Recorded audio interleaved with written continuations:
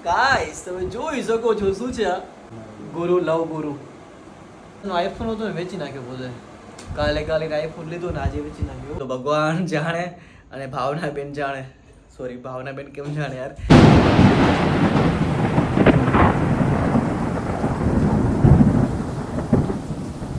Alright Gujarati સો કેમ છો હું છું વાર કે સ્વાગત છે મારા ન્યૂ વ્લોગમાં ડેલી વ્લોગમાં ચલો ગાઈસ શું કરીએ આજનો ન્યૂ વ્લોગ તો ગાઈસ પહેલાં તો મને કહું કે શું કહું યાર કંઈ નહીં આ રોજ જેમ જય શ્રી કૃષ્ણ એમ તો ગાઈસ આજે હું હરોજને જેમ તમે કહેતા હશો યાર શું યાર કે હરોજ મતલબ કે રાતના વ્લોગ પણ ગાઈસ સિરિયસલી મારી પાસે ટાઈમ નથી હોતો તે બ્લોગ બનાવવાનો પણ તો એ મારે કન્ટિન્યુ મતલબ કે તમારા ભેગું વાતચીતમાં રહું કોન્ટેક્ટમાં રહું એટલે મારે ડેલી બ્લોગ બનાવવો પડે છે મતલબ ડેલી નથી બનાવતો મતલબ એક દિવસ નાખું છું કેમ કે થોડીક આળસ થઈ ગઈ છે અને આળસ નીકળતી નથી કહીશ ઘણી આળસ થઈ ગઈ છે મતલબ બ્લોગ બનાવવાની આળસ થઈ ગઈ છે પછી જીમ જવાની આળસ સમજો કહીશ છે ને બોડી ઉતરી ગઈ છે અને કહીશ પહેલાં મને કહેજો કે આ શર્ટ મારા પર કેવું લાગે છે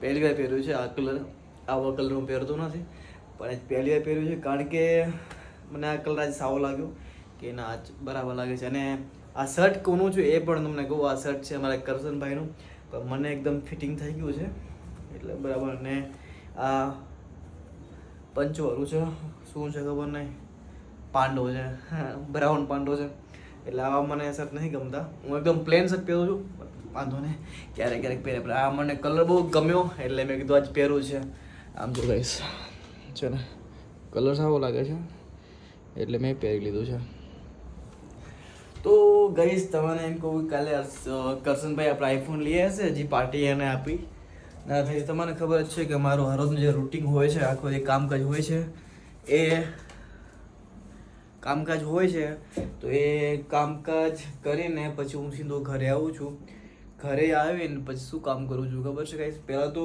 મસ્ત ચા બનાવું છું પણ કહે છે ને આળસુ હોય એટલે આળસુ વધારે હોય જ ને સાચી વાત છે હોય એટલે આવીને પેલા મસ્ત ચા બનાવું છું ચા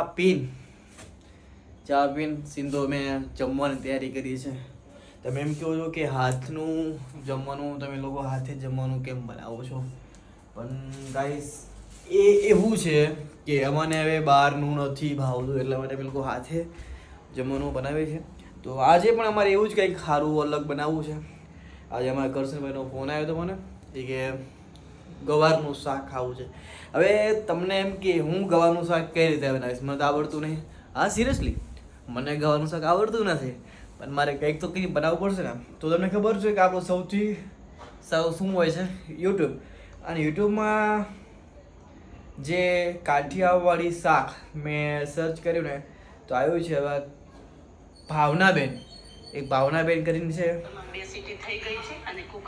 ભાવનાબેનનું કંઈક શાક બનાવવાની રીત સારી લાગે છે મને એટલે હું એમના વિડીયો ક્યારેક જોતો હોઉં છું તો આપણે એમને જોઈને આજે ગવાનું શાક બનાવવું છે કેવું બનશે તો ભગવાન જાણે અને ભાવનાબેન જાણે સોરી ભાવનાબેન કેમ જાણે યાર એમને તો બચારા બનાવીને વિડીયો અપલોડ કર્યો છે પણ હવે આપણે કેવું બનાવવું છે આઈ ડોન્ટ નો યાર ગાઈસ હવે બનાવવું છે એ બધું પણ તમે મને થોડુંક સપોર્ટ કરો વિડીયોને શેર કરો એટલે હું મને હરરોજ વિડીયો બનાવવાની શું કે જિજ્ઞાસા જાગે ને આપણે હરરોજ બ્લોગ બનાવીએ સમજો ગાઈસ દેખાય છે મારું આર્ટ છે પણ હું અહીંયા કને ચા પીને ચા ભેગું ખારી નાસ્તો કરીને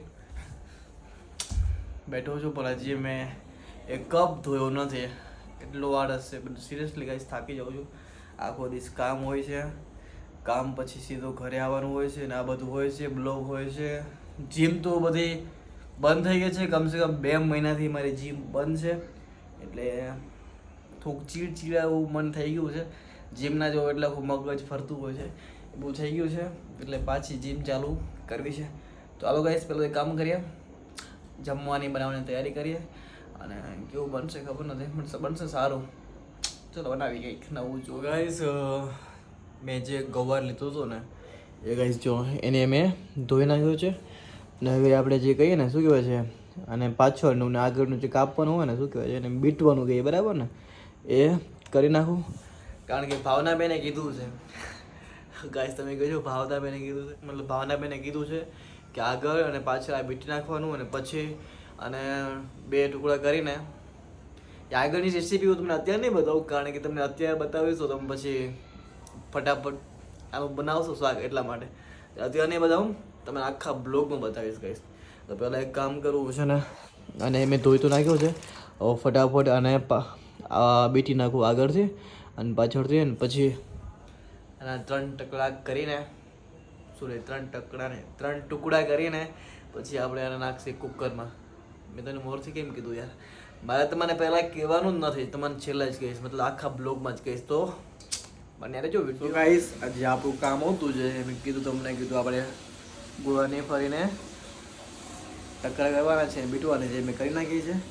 તો હવે આપણે આને કેવી છે, શું કરવાનું છે, અને કુકરમાં નાખવાની છે, પછી મીઠું નાખવાનું છે, પાણી નાખવાનું છે, હળદર નાખવાનું છે, એ બધું કરવાનું છે. હાલો કરી લઈએ. ફાઇનલી ગાઈસ તમારી સામે આવી ગયું. ક્યારે ખબર છે, બધુંય જમવાનું બનાવીને, જે મેં ગવારનું શાક બનાવ્યું છે એ શાક, પછી બીજું કંઈ મતલબ કે રોટલા, એ બધુંય બનાવીને થોડોક ફ્રેશ થયો, કારણ કે ગરમી થઈ હતી એટલા માટે, અને ફ્રેશ થઈને આવીને બેઠો છું.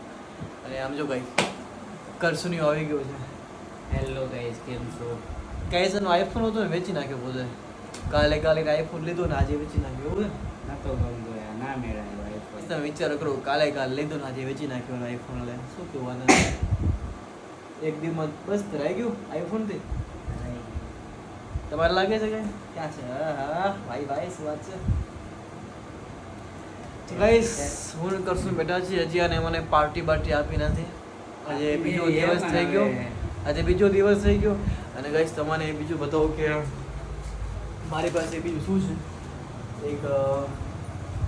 એક મારી પાસે વસ્તુ પડી છે ગાઈસ, બતાવી દઉં. ગાઈસ હું વ્લોગ બનાવવાનું ચાલુ કરું કે નહીં કહેજો તો ખરા. હા ભાઈ, તમે કમેન્ટમાં કરજો કે કરશને બ્લોગ ચાલુ કરે કે નહીં. અને ગાઈસ તમને કહું કે તમે અત્યારે છે ને બહુ સારું એવું કન્ટેન્ટ છે મારી પાસે, શોર્ટ વિડીયોનું કન્ટેન્ટ છે, એ હું બનાવવાનો છું. અને એ કેમના વિશે છે એ તમને કહી દઉં. એ છે આપણા ગુરુ, લવ ગુરુ છે આપણા ગુજરાતીના. એમના વિશે હું આજે બહુ સારું એવું કન્ટેન્ટ બનાવવાનો છું. અને તમને કહું કે એ કન્ટેન્ટમાં શું હશે ગાઈસ, તમે જોઈને બહુ કંઈક વધારે અવાજ છે આ ટોકરીનું, એ બધું છે. અને હજી કાંક આમાં બીજું પણ છે, એ તમને હું કહું કે શું લઈ આવ્યો છે કરશન. ગાઈસ તમે જોઈ શકો છો શું છે આ અગરબત્તી. આ આજનો જે અત્યારે મતલબ જે કન્ટેન્ટ બનશે ને ગાઈસ, બહુ સારું કન્ટેન્ટ બનવાનું છે. તો હવે તમને મારું કન્ટેન્ટ જોવાની ઈચ્છા થઈ છે કે શું કન્ટેન્ટ હશે, તો અત્યારે તમારે નહીં કહું, અને પછી જે શોર્ટ વિડીયો અપલોડ કરું ને ગાઈસ, ત્યારે તમે ખુદ જોઈ લેજો કે શું કન્ટેન્ટ છે. પણ હા, જોવાનું ભૂલતા નહીં, બહુ એટલે બહુ મસ્ત કન્ટેન્ટ છે, જોરદાર કન્ટેન્ટ છે ગાઈસ. તો ગાઈસ હવે જો આ ફ્રી થઈ જાય, ફ્રેશ થઈ જાય એટલે જમી લઈએ, અને પછી ખાવાને પહેલાં થઈ જાય ફ્રેશ, પછી મળી. તો ગાઈસ મેં કપડાં ચેન્જ કરી લીધા છે, તમને કહું કે અમારું જે કન્ટેન્ટ છે જે શું છે, એ અમારા લવ ગુરુ છે એમના વિશે બહુ સારું એવું કન્ટેન્ટ છે. પણ તમને હું આ બ્લોગમાં નહીં કહું, તમને શોર્ટ વિડીયો જે આવશે ને એમાં તમને જોવા મળશે. પણ ગાઈસ જોવાનું ના ભૂલતા, બહુ મસ્ત કન્ટેન્ટ છે, બહુ જોરદાર કન્ટેન્ટ છે. શું કહેશ, બરાબર કે નહીં? એકદમ પરફેક્ટ, આમ મજા આવી જશે તમને. ગાઈસ જોરદાર કન્ટેન્ટ છે એટલે જોવાનું ભૂલતા નહીં. તો ગાઈસ પહેલા મેં મારું કન્ટેન્ટ બનાવી લઈએ ને પછી તમારી જોડે કરી. ફાઇનલી ગાઈસ હવે અમે લોકો જમવા બેસી ગયા છે, કારણ કે જે માટે કન્ટેન્ટ બન્યું છે, તો મને એમ લાગે છે થોડુંક અમારા વોઇસની કમી લાગે છે, કારણ કે મારું માઇક મારી પાસે છે નહીં. એક હતું એ માઇક ખરાબ થઈ ગયું છે, એટલે જોશી એક ફ્રેન્ડને મૂક્યા છે, કારણ કે મોટો બ્લોગર છે, કે કન્ટેન્ટ બરાબર છે કે નહીં. કન્ટેન્ટ મારા ખ્યાલથી બરાબર છે, પણ જે વોઇસ થોડુંક ધીમો મળે છે, એ અમારે જોવું છે કે કેમ સારો વોઇસ લાવી શકીએ. તો એ કરતા હતા અમે લોકો. અને જો ગાઈસ આ દેખાય છે મને, અમે ગવારનું શાક બનાવ્યું છે, બાજરીના રોટલા છે, અને અમારે કરશનભાઈ છે. ગાઈસ શાક કેવું બન્યું છે ખબર નથી, પણ હવે બનાવ્યું છે અમે લોકો. હવે ખબર નહીં કેવું બન્યું હશે, તમને કેવું લાગે છે, ભગવાન જાણે કેવું બન્યું હશે. તો ગાઈસ હવે રહેવાતું નથી, તો પહેલાં મસ્ત ખાઈ લઈએ. ખાઈને પછી સૂઈ જવું છે ગાઈસ એટલા માટે, કારણ કે ઓલરેડી અમારે લેટ થઈ ગયું છે આ કન્ટેન્ટ બનાવવાના કારણે. તો ગાઈસ કરશનભાઈ જમી લેજે ભાઈ. જમી લઈએ. હે? ભૂખ લાગી કેમ કે કંટેનના લીધે થોડું ભૂખ લેટ થઈ ગયું લાગી. અમારે. થોડોક હું લેટ આવ્યો હતો. તો ગાઈસ ચલો જમી લઈએ અને હવે મળશું તમને નેક્સ્ટ બ્લોગમાં, મતલબ કે ડેલી બીજા નવા બ્લોગમાં. તો ગાઈસ કરીએ છીએ આ બ્લોગને આપણે અહીંયા એન્ડ. અગર આ બ્લોગ તમને સારો લાગે તો શું કહેવાય, શેર કરજો, લાઈક કરજો અને સબસ્ક્રાઇબ કરજો અને કમેન્ટ કરવાનું ભૂલતા નહીં. તો ચલો ગાઈસ મળીએ નેક્સ્ટ બ્લોગમાં. ત્યાં જય શ્રી કૃષ્ણ, જય મુરલીધર.